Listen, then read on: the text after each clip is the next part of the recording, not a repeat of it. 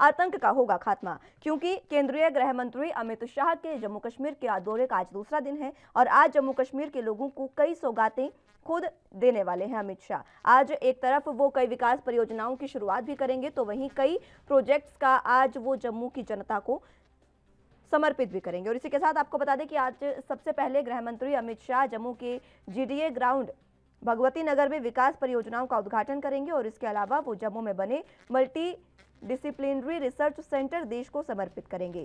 साथ ही परिसर के सेगमेंट सी की आधारशिला भी वो रखेंगे। अमित शाह आज जम्मू के में एक बड़ी रैली को भी संबोधित करने वाले हैं। अंतर्राष्ट्रीय सीमा से महज 10 किलोमीटर दूर होने वाली इस रैली के जरिए पाकिस्तान को कड़ा संदेश देने की तैयारी है। 3 दिन के दौरे पर आपको बता दें कि जिस तरीके से लगातार गृह मंत्री अमित शाह जम्मू कश्मीर पहुंचे हैं और उसी का आज दूसरा दिन है और आज दौरे के दूसरे दिन जम्मू कश्मीर में जो उनका दौरा है उसी के दिन 3 दिन के दौरे पर जम्मू कश्मीर में वो पहुंचे। कल भी उन्होंने आतंकवाद और उसके मददगारों पर करारी चोट की थी। कल गृह मंत्री ने जम्मू कश्मीर में सुरक्षा व्यवस्था को लेकर श्रीनगर में हाई लेवल मीटिंग भी की और 4 घंटे चली बैठक में गृह मंत्री ने सभी सुरक्षा बलों और खुफिया एजेंसियों को निर्देश दिया वो मिलकर काम करें और जम्मू कश्मीर में आतंकवाद का खात्मा करें। जम्मू कश्मीर के पुंछ के भट्टा दुरियन के घने जंगलों में रविवार को सुरक्षा बलों और आतंकियों के बीच मुठभेड़ भी हुई है। जिस तरीके से आज दौरा दूसरे दिन का अमित शाह का है और इसी दौरे के बीच यहां पर खुफिया एजेंसियों को निर्देश जब उन्होंने दिया और आज दौरे के दूसरे दिन आतंकवादियों और सुरक्षा बलों के बीच मुठभेड़ भी हुई और इस मुठभेड़ में 2 पुलिसकर्मी जो हैं वो जख्मी हो गए हैं और उन्हीं के साथ एक आर्मी का जवान भी जख्मी हो गया है। आपको बता दें कि सुरक्षा बल जेल में बंद पाकिस्तानी आतंकी जिया मुस्तफ़ा को भट्टा दुरियन में लेकर पहुंचे थे ताकि आतंकवादियों के ठिकानों की पहचान की जा सके, लेकिन तभी आतंकवादियों ने फायरिंग कर दी और उधर शोपिया में भी सुरक्षा बलों और आतंकियों के बीच क्रॉस फायरिंग में एक युवक की गोली लगी है जिससे उसकी मौत हो गई है। आपको बता दें कि लगातार अमित शाह आतंकवाद पर चोट करने के लिए, आतंकवाद के खात्मे के लिए 3 दिन के दौरे पर हैं और इसी दौरे का आज दूसरा दिन। दौरे के पहले दिन उन्होंने सुरक्षा बलों से और खुफिया एजेंसियों से बातचीत भी की और उनके साथ मीटिंग कई लंबे समय तक उनकी ये मीटिंग चली। 4 घंटे तक जो बैठक चली उसमें उन्होंने सीधे तौर पर खुफिया एजेंसियों और सुरक्षा बलों को निर्देश दिया और कहा कि वो मिलकर काम करें और आतंकियों के बीच जो मुठभेड़ हुई है उसको लेकर भी उन्होंने कहा कि मिलकर काम करें और आतंकवाद का खात्मा करें। हमें भारत में और घाटी में आतंकवाद को जड़ से खत्म करने की ज़रूरत है। इस तरीके की बातें जो हैं वो अमित शाह ने सुरक्षा बलों और खुफिया एजेंसियों को जब निर्देश दिए इस दौरान उन्होंने कही। इसी के साथ उन्होंने आतंकवाद की चोट के लिए आज भी एक रैली को वह संबोधित करेंगे और इस रैली के दौरान भी अमित शाह जो है वो कोई बड़ा संदेश दे सकते हैं। आपको बता दें कि आज एक रैली को संबोधित करेंगे और ये रैली जो है वो अंतर्राष्ट्रीय सीमा से महज 10 किलोमीटर दूर होने वाली है, जिसके जरिए पाकिस्तान को कड़ा संदेश देने की तैयारी में गृह मंत्री अमित शाह है। कल भी उन्होंने अपना संबोधन दिया और आतंकवाद पर चोट की और आज सीधे तौर पर अंतर्राष्ट्रीय सीमा के करीब महज 10 किलोमीटर की दूरी पर इस रैली को संबोधित किया जाएगा और इसी रैली के संबोधन में आज अमित शाह पाकिस्तान को करारा जवाब देंगे।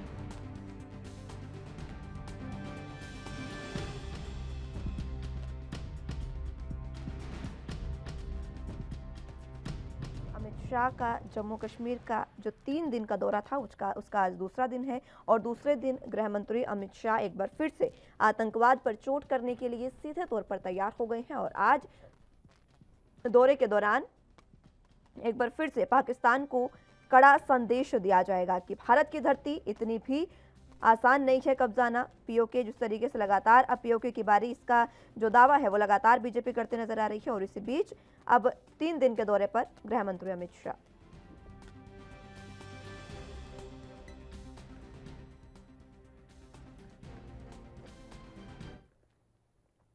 तो इसी पर चर्चा के लिए हमारे साथ अनुराग मिश्रा बीजेपी से प्रवक्ता जुड़ चुके हैं। बहुत स्वागत है मिश्रा साहब आपका एनबी न्यूज पर।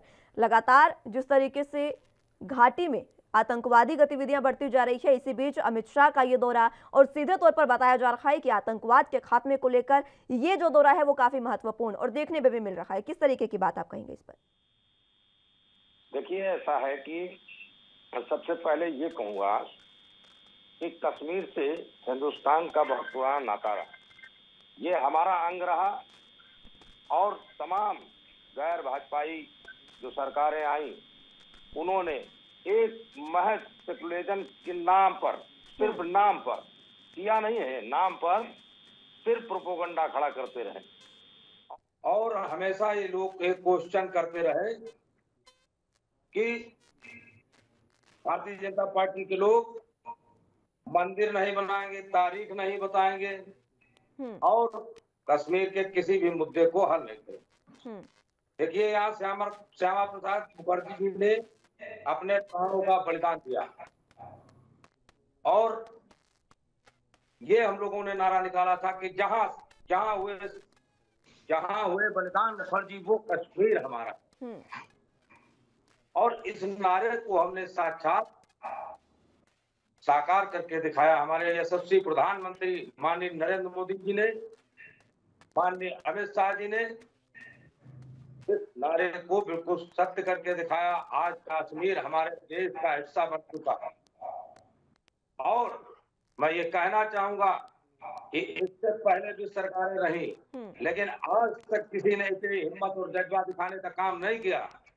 आज एनओसी पर अमित शाह जी हमारे माननीय यशस्वी गृह मंत्री और वो मीटिंग कर रहे हैं।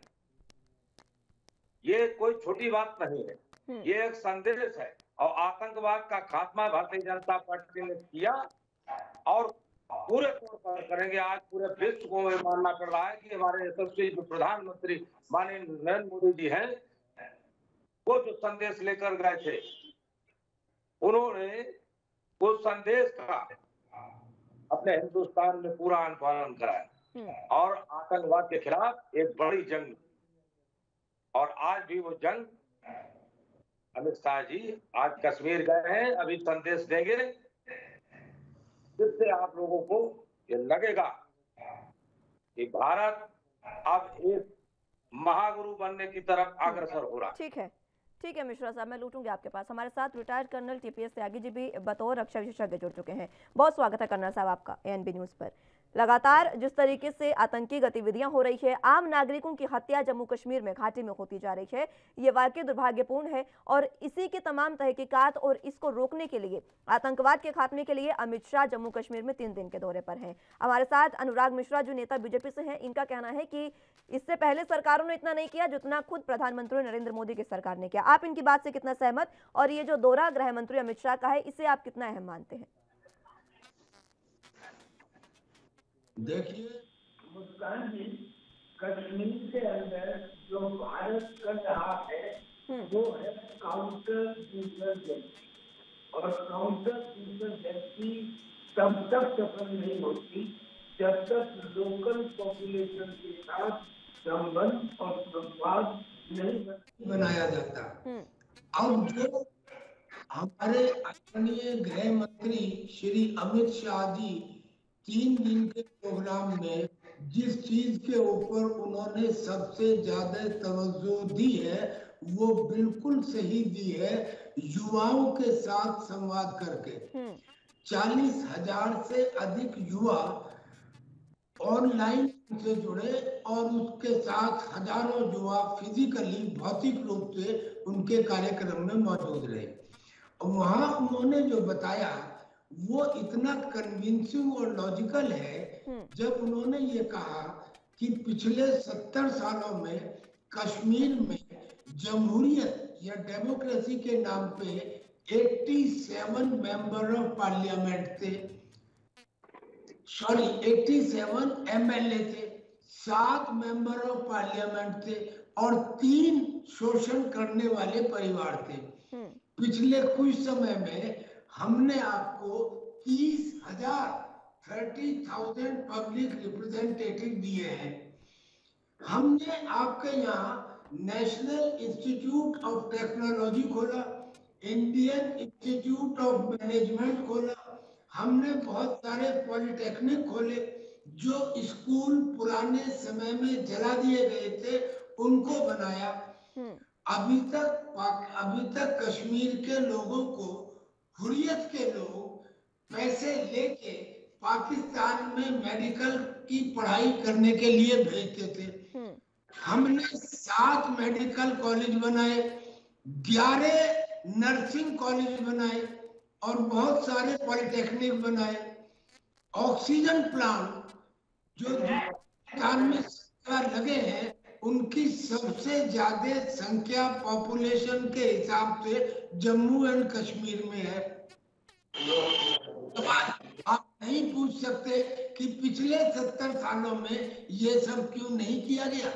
ये बात जो एक कन्विंसिंग रूप से माननीय अमित शाह जी ने युवाओं के साथ बताई और युवा उनके साथ जुड़े। और मैं चूंकि एक फौजी ऑफिसर हूँ, मैं इसमें ये भी ऐड कर दूं कि पिछले 2 सालों में जितने युवाओं को फौज के अंदर शामिल किया गया है, नई बटालियन और रेजिमेंट बनाई गई है, ऐसा पहले कभी नहीं हुआ। तो ये एक कश्मीर के अंदर बदलाव है।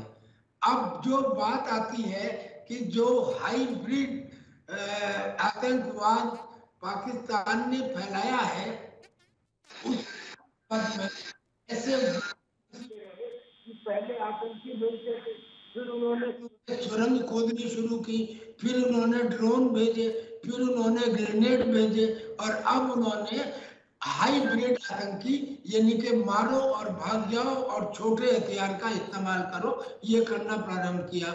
अब हमें भी अपनी नीति बदलनी चाहिए और वो नीति बदलने में 2 पॉइंट है। पहला तो डिप्लोमेटिक या पॉलिटिकल पॉइंट जो अमित शाह जी ने कर लिया, और जो मिलिट्री वाला पॉइंट है उसके लिए हमारे chief of defence staff general Bipin Rawat ने कह दिया कि वो जो आधा फ्रंट है जिसकी वो बात करते थे, एक फ्रंट चाइना, एक फ्रंट पाकिस्तान और आधा फ्रंट वो आतंकी जिनको हम जमीन में गाड़ देंगे, उस आधे फ्रंट के खिलाफ रणनीति बना ली गई है। और वो रणनीति पुलिस इंटेलिजेंस को मिलिट्री इंटेलिजेंस से अधिक मान्यता देने की है। और कुछ बातें ऐसी हैं जो मैं यहाँ बताना नहीं चाहता, यानी कि मिलिट्री लेवल के ऊपर भी और पॉलिटिकल लेवल के ऊपर भी मुकम्मल कार्य कर लिया गया है। और यकीनन पाकिस्तान तो इसमें सफल होगा ही नहीं, लेकिन आज जो अमित शाह जी ने एक आखिर में बात कही, उन्होंने कहा कि बहुत से लोग डिलिमिटेशन का विरोध करते हैं। उन्होंने कहा डिलिमिटेशन होगा और डिलिमिटेशन के साथ साथ इलेक्शन भी होंगे, और इलेक्शन के बाद जम्मू एंड कश्मीर को स्टेटहुड भी दिया जाएगा। ये केवल आज की बात की, बल्कि आने वाले समय की एक आकांक्षा भी लोगों को बता दी। मैं समझता हूँ कि जम्मू एंड कश्मीर के नुक एंड कॉर्नर तक, कोने कोने तक ये आवाज जाएगी और इसका एक बड़ा परिवर्तन भी बहुत जल्दी आपको दिखाई देगा। ठीक है कर्नल साहब, मैं लौटूंगी आपके पास एक बार फिर से। मिश्रा साहब, आपके पास आना चाहूंगी। जिस तरीके से हमारे साथ त्यागी जी मौजूद हैं, उन्होंने ये बात कही कि कूटनीति में बदलाव की बहुत ज़्यादा ज़रूरत है। मैं आपसे जानना चाहूंगी कि फिलहाल की जो हमारी अंतर्राष्ट्रीय जो रिश्ते हैं तमाम देशों से, उसमें कूटनीति जो है, फिर चाहे वो तालिबान के प्रति हो या फिर पाकिस्तान के लिए या फिर चीन और बाकी तुर्की देशों के लिए, किस तरीके की कूटनीति में बदलाव की जो ज़रूरत है वो अब बीजेपी करने जा रही है आगे? ये बिल्कुल स्पष्ट है और बिल्कुल सामने दिख रहा है कि हमारे यशस्वी प्रधानमंत्री जी और हमारे गृह मंत्री जी दोनों ही लोग इस बात के लिए कटिबद्ध है और वो बार बार इस बात का प्रयास कर रहे हैं। राष्ट्रीय स्तर से लेकर के अंतरराष्ट्रीय स्तर तक तमाम बदलाव ऐसे किए भी जा चुके हैं और भी जो आवश्यक बदलाव हैं वो बदलाव किए जाएंगे। आज हमारे जो यशस्वी गृह मंत्री जी जो आज मीटिंग करेंगे उसमें भी आपको कुछ सुनने को मिलेगा कि किस तरह के बदलाव हम लोग ला रहे हैं। पहले मैं कर्नल साहब से क्वेश्चन करना चाहूंगा कि कर्नल साहब, आपने सेवा की है देश की, और आपने फौज को भी देखा, और आपने इंटरनेशनल लेवल पर भी आपने कई चीजों को आपने मार्क किया होगा। तो मैं आपसे पूछना चाहता हूँ कि आपने वो बदलाव भी नहीं देखा? क्या उन सरकारों के मुकाबले में भारतीय जनता पार्टी की सरकार बदलाव नहीं ला रही? वही कश्मीर है जहां पर पहलगांव, गुलमर्ग, सोनमर्ग, चार मीनारे लोग थर थर कांपते थे, जहां से लोगों का पलायन कर दिया गया। आज उसी कश्मीर के अंदर निर्भीक होकर के हिंदुस्तान का आदमी घूम रहा है, और आज हमारे यशस्वी गृह मंत्री जी आज उसी एलओसी के 10 किलोमीटर पहले और बहुत बड़ी जनसभा करने जा रहे हैं। ये बदलाव नहीं है तो क्या है? और जिस तरह के भी बदलाव की जरूरत होगी तो भारतीय जनता पार्टी और हमारे यशस्वी मुख्य प्रधानमंत्री जी वो हमेशा मन की बात सुनते हैं। उनके सामने आप अपने विचारों को निर्भीकता के साथ रख सकते हैं, उनके मन की बात में अपनी बात को शामिल कर सकते हैं, जिसपे अगर आपकी देश हित में, राष्ट्र हित में अगर कोई बात है तो उस पर भारतीय जनता पार्टी हमेशा विचार करती है। ठीक है, कर्नल साहब कुछ कहना चाह रहे हैं आपके बात में? कर्नल साहब, आपसे सवाल पूछा है मिश्रा साहब ने कि पहले की जो सरकारें थी उसके बदले क्या अब आपको घाटी में कोई बदलाव नहीं दिखा? इस तरीके के सवाल वो आपसे जानना चाह रहे हैं।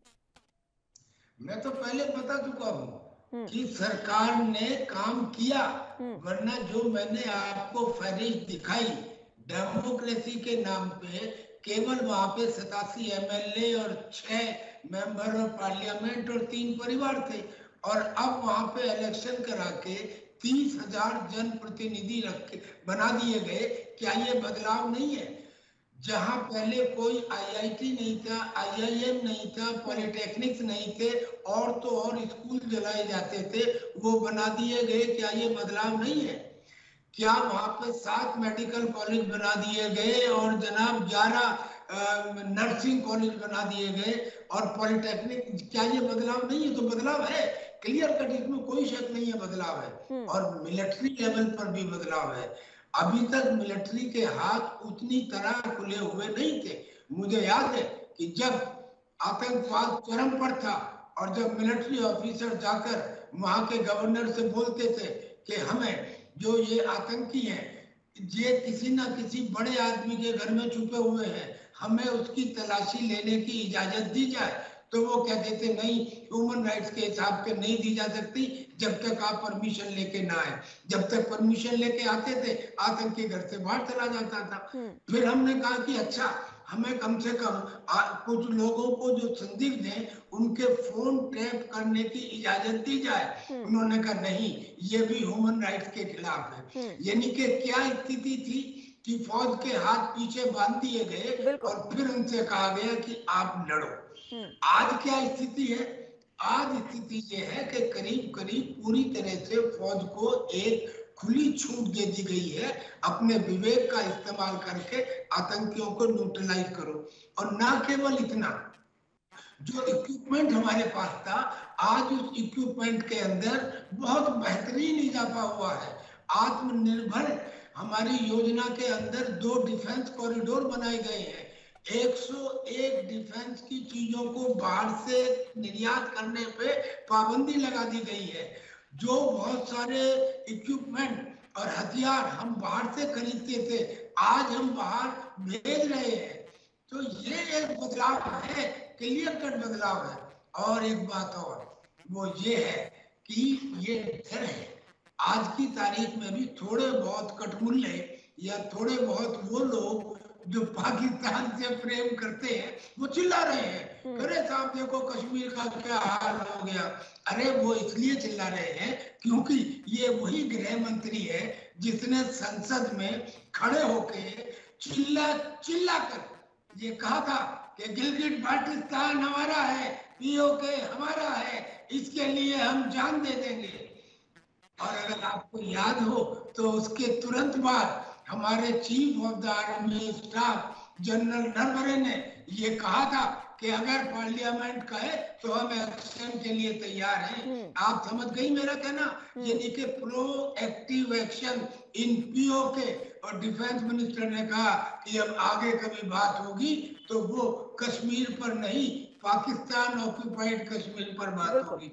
ये चीजें बिल्कुल साफ दिखती हैं और इसमें हमारा कोई किसी पार्टी से कनेक्शन नहीं है। लेकिन जो दिखता है, जो हम सुन रहे हैं, क्योंकि आज का सिपाही 1947 के या अंग्रेजों के जमाने का बगैर पढ़ा लिखा सिपाही नहीं है। हम पढ़ते हैं, जानते हैं और बहुत लोगों से ज्यादा जानते हैं। टीवी देखते हैं, हमारे हाथ में एक मोबाइल है, हमें अपने नेताओं के आचरण और भाषण का पता लगता रहता है।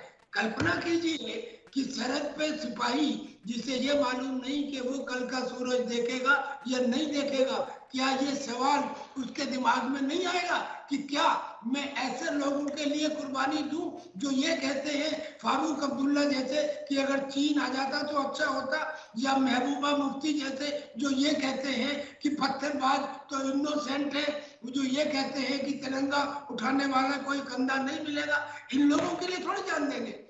सरकार जो कुछ करे करे, पार्टी जो कुछ करे करे, अगर सैनिकों के दिमाग में ये बात आ गई और अगर बंदूक का मुंह घूम गया तो क्या होगा?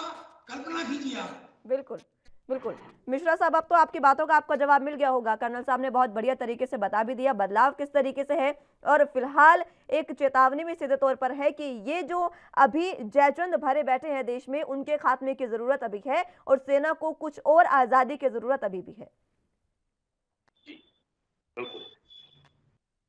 जी त्यागी जी, आपकी प्रतिक्रिया। जी, कभी कभी डेवलपमेंट या प्रोग्रेस या विकास या उन्नति की लिमिट नहीं पहुंचती, हमेशा गुंजाइश रहती है। आज भी जरूरत है, क्योंकि हमें एक नहीं तीन फ्रंट के ऊपर लड़ाई लड़नी है। एक तो इस आंतरिक आतंकवाद से, एक पाकिस्तान की दोगुली जुबान से और एक चाइना के बढ़ते हुए विकासवाद से। लेकिन हम तीनों के लिए तैयार हैं। इसमें जो ये आंतरिक आतंकवाद है, इसमें हम बीजेपी के प्रवक्ता और ये पार्टी और ये सरकार से ये कहेंगे कि बहुत हो गया, अभिव्यक्ति की आजादी, आपको जीएसटी के ऊपर, नोटबंदी के ऊपर, किसान आंदोलन पे जो कहना है करो, लेकिन कोई बात जो आप देश की सुरक्षा के विपरीत करते हैं, चपरासी हो या मंत्री हो, उसको जेल में तुरंत डाला जाए। और 5 को जेल में डाल दीजिए, 15 दिन के अंदर आपको सुधार नजर आ जाएगा। बिल्कुल। अगर आपने 370 हटाने का, राम मंदिर बनाने का, 3 तलाक हटाने का एक बहुत ताकत वाला और साहसी निर्णय लिया है, तो एक ही निर्णय लीजिए, देश तुम्हारे साथ है। बिल्कुल। मिश्रा साहब, तमाम बातों पर आपकी प्रतिक्रिया मैं लेना चाहूंगी, क्योंकि त्यागी जी ने बहुत सही तरीके से आपको आपके सवाल का भी जवाब दिया, और आगे जो देश के जयचंद है, जो आंतरिक हमारी सुरक्षा का मसला जो बना हुआ है, जो अंदरूनी हमारे जो दुश्मन भरे बैठे हैं, उनके लिए उन्होंने काफी बातें कही है। बिल्कुल बात सही कही है, और मैं आपको बताना भी चाहता हूं कि ये भारतीय जनता पार्टी की जब से सरकार बनी इसी दिशा में कार्य कर रही है, और वो राष्ट्र हित पहले है उसके लिए, और बाकी सब चीजें बाद में। ये बात जो अभी हमारे कर्नल साहब ने कही है, इन सभी बातों को ध्यान में रखते हुए ये बात हम लोग बहुत पहले से कहते आ रहे हैं कि जो जयचंद हमारे देश के अंदर छिपे हुए, आज किसी भी मुद्दे पर हो, वो एक स्टंट बना देते हैं और ये सीधे सीधे तौर पर कहते हैं कि जो भी कर रही है भाजपा कर रही है, बदले की भावना से कर रही है, माननीय नरेंद्र मोदी जी बदले की भावना से कार्रवाई कर रहे हैं। अभी आपकी एक डिबेट में मैं था तो शिवसेना के एक नेता ने ये आरोप लगाने का काम किया, भाई आपकी सरकार है, कार्रवाई सबसे पहले आपको करनी चाहिए थी। एनसीबी ने कार्रवाई की तो माननीय नरेंद्र मोदी जी ने आपको दबा दिया। फिर आप कह रहे हैं कि मैं एक जाति वर्ग विशेष की बात करके कि मैं उस वर्ग का हूँ, जाति का हूँ, तो इसलिए मेरा शोषण उत्पीड़न किया जा रहा। ऐसा नहीं होता है। जो अपराधी है अपराधी ही रहेगा। भाई आतंकवाद क्या है? आतंकवाद की कोई जाति नहीं। मैं तो जहां तक मानता हूं कि उसकी कोई जाति नहीं होती। आतंकवाद मस्जिद में भी बम फोड़ता है और मंदिरों में भी बम फोड़ता है। आतंकवाद के खिलाफ पूरा आज विश्व एकजुट हो रहा है। ये हमारे यशस्वी प्रधानमंत्री माननीय नरेंद्र मोदी जी ने इस दिशा में काम किया है, लोगों को जोड़ने का काम किया है। पूरे विश्व में घूम घूम कर, सारे देशों में जा जाकर आतंकवाद के खिलाफ जो ये एक मुहिम चलाई है, इससे आने वाली जो भी जनरेशन है उनके लिए बहुत फायदेमंद है। यहाँ पर देश की बात हो रही है, यहाँ पर राष्ट्र हित की बात हो रही है। जहां पर राष्ट्र हित की बात होनी चाहिए वहां पर लोगों को अपनी राजनीतिक रोटियां नहीं सेकनी चाहिए, लेकिन फिर भी वो अपनी राजनीतिक रोटियां सेकते हैं। मैं तो कहता हूं इन जनतों का पहले से खात्मा किया जाए, और किया जा रहा है, ये किया भी जा रहा है। तो इसके लिए मैं दो पंक्तियां कहना चाहूंगा कि कोई राणा का पौरुष, कोई शेखर की आन बने, और फिर कोई जयचंद न हुए भारत की संतानों में। एक धरा और एक गगन का रक्त भी एक समान करो, और यद इन दलालों को खाली हिंदुस्तान से करवाओ। भाई मैं तो यही कहना चाहूंगा, और इस दिशा में हमारे पार्टी के नेता सारे लोग कार्य भी कर रहे हैं। ठीक है, जयचंद आतंकवाद के खिलाफ पूरी जंग लड़ी जा रही है। कर्नल साहब आपके पास आना चाहूंगी। ठीक है मिश्रा जी, मैं लौटूंगी आपके पास। कर्नल साहब आपके पास आना चाहूंगी। मिश्रा जी कह रहे हैं कि देश के जो जयचंद हैं उनको हिंदुस्तान से भगाने के लिए बीजेपी के कार्यकर्ता, नेता तमाम कोशिशें कर रहे हैं, लेकिन मैं आपसे ये जानना चाहूंगी कि वो जयचंद ही तो हैं जो अभी घाटी में जिस तरीके से आतंकी गतिविधियां हो रही है, अगर बाहर से आतंकी हमारे यहाँ मिलते हैं, दिल्ली तक में आतंकी मिलते हैं, अभी हाल ही में हमने देखा किस तरीके से आतंकी दिल्ली में मिले, वो तमाम जो चीजें हैं उनसे बचने के लिए जयचंद को आखिर कब तक हम पालते रहेंगे? जयचंद पार्टी को पालने का अब प्रश्न नहीं उठना चाहिए। ये बातें कई दफा तय हो चुकी हैं। जितने आतंकी पकड़े गए सबने ये कहा कि साहब हमको कौन सा है वो ग्वादर पोर्ट के पास फार्म हाउस में ट्रेनिंग दी गई। पाकिस्तान के फौजियों ने हमको ट्रेनिंग दी, और जब यहाँ आए तो हमारे ये स्लीपिंग सेल थे, इन्होंने हमको सामान मुहैया कराया। यानी कि ये स्लीपिंग सेल और ओवरग्राउंड वर्कर जिन्हें ये कहते हैं, ये सब के सब ऐसे हैं कि जो पुलिस की इंटेलिजेंस से पकड़े जा सकते हैं। इनको पकड़ने के लिए या इनके ऊपर हाथ डालने के लिए कोई संकोच मत करें। ये तो हो गया एक काम इनको नेस्तनाबूद करने का। अब मैं दो सुझाव देता हूँ जो इस वक्त कश्मीर में किए जा सकते हैं।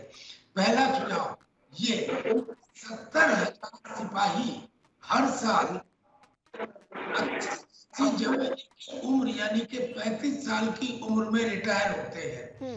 अगर उन्हें प्रोत्साहन और इंसेंटिव देकर कश्मीर के सरहदी इलाकों में बसा दिया जाए तो मजाल है कि कोई ड्रग स्मगलिंग या आतंकी घुस पाए।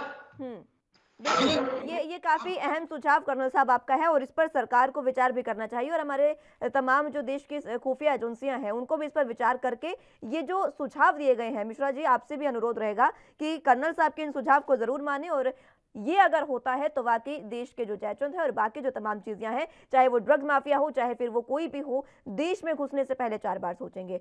फिलहाल समय की कमी है, इसलिए बहुत शुक्रिया आप दोनों का हमारे साथ जुड़ने के लिए और चर्चा हमारे साथ करने के लिए। लेकिन जिस तरीके से आतंक का खात्मा होगा घाटी से, उसके लिए आज जो अमित शाह दौरे पर हैं, अब देखना होगा कि आज मात्र अंतर्राष्ट्रीय जो सीमा है उससे 10 किलोमीटर की दूरी पर जो संबोधन होगा उसमें किस तरीके से पाकिस्तान को कड़ा संदेश दिया जाएगा।